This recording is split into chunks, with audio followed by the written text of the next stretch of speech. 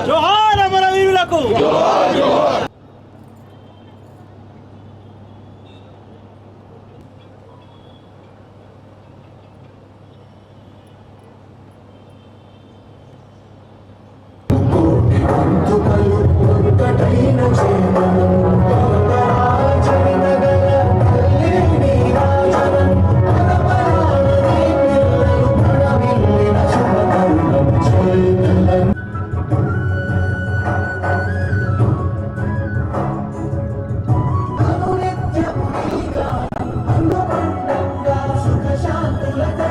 జమీల్ భాయ్ ward 1 Congress party president అవతరణ దినోత్సవ శుభాకాంక్షలు.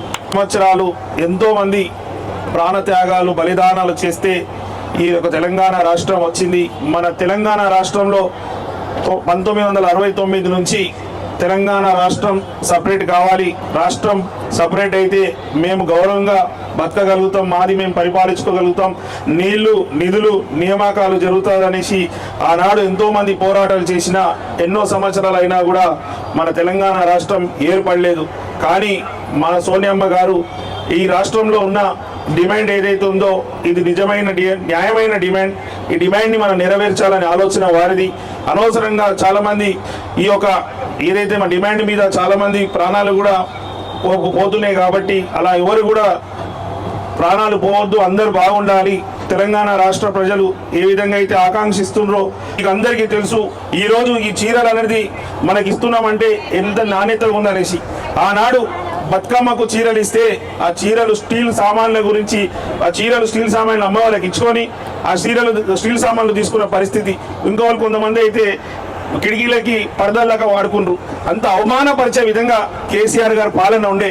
ఈరోజు మన గౌరవ ముఖ్యమంత్రి రేవంత్ రెడ్డి గారు, సీతక్క గారు, డిప్యూటీ సీఎం బట్టి విక్రమార్క గారు అనేక రోజులు ఆలోచించి ఈ చీరలు గతంలో కేసీఆర్ గారి నాయకత్వంలో వాళ్ళ ప్రభుత్వంలో సూరత్లో వాళ్ళు టన్నులుగా జోకి తీసుకొచ్చి ఆడ కింద పడేసింది. ఆ సేల్ లేని చీరలు తీసుకొచ్చి మన మహిళలని అవమానపరుస్తులని భావించి మన కాంగ్రెస్ ప్రభుత్వంలో మన ముఖ్యమంత్రి రేవంత్ రెడ్డి గారు, సీతక్క గారు మన నేతన్నలకు బిజినెస్ ఇస్తే బాగుంటుందని రాష్ట్రంలో ఉన్న మహిళలకు అందరికీ 1 కోటి మంది మహిళలకి ఈ చీరలను మన నేతన్నలకి బిజినెస్ ఇచ్చి వాళ్ళతోటి నేయించి మంచి చీరలు తీసుకొస్తే ఈరోజు మాధవమ్మ కూడా ఎంత సంతోషంగా కట్టుకొని ఇక్కడ ఉన్న మహిళా గ్రూపుల వాళ్ళు కూడా అందరు కట్టుకోవాలంటే మహిళలకు కాంగ్రెస్ ప్రభుత్వం గౌరవ ముఖ్యమంత్రి గారు ఎంత గౌరవం ఇస్తున్నారని మీరు అందరూ ఆలోచించాలి. మీరు అందరూ ముఖ్యమంత్రి గారు చప్పట్లతోటి ధన్యవాదాలు తెలపాలని కూడా కోరుతున్నాను. కాంగ్రెస్ ప్రభుత్వం వచ్చినప్పుడు 2023 నాటికి తెలంగాణ రాష్ట్రంలో కేసీఆర్ గారు చేసిన అప్పులేదే ఎంత అప్పుల భారం ఉన్నా కూడా ఇచ్చిన మాటలు నెరవేరుస్తూ ప్రతి ఒక్క కుటుంబం ప్రతి ఒక్క మహిళ బాగుండాలన్న ఆలోచనతో ప్రతి ఒక్క పథకం మహిళల పేరు మీద తీసుకొస్తున్నారు. మహిళలు బాగుంటే కుటుంబాలు బాగుంటుంది, కుటుంబాలు బాగుంటే సమాజం బాగుంటుంది, సమాజం బాగుంటే తెలంగాణ రాష్ట్రం బాగుంటుంది.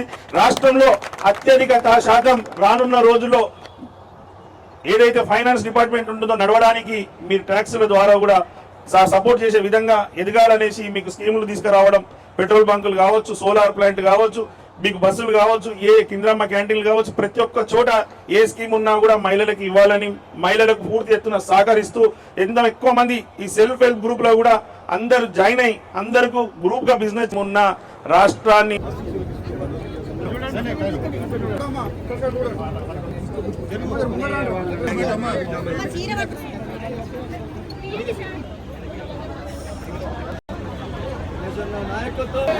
రేవంత్ రెడ్డి గారి నాయకత్వం, సోనియా గాంధీ గారి నాయకత్వం. కొంచెం సమయం ఇవ్వండి.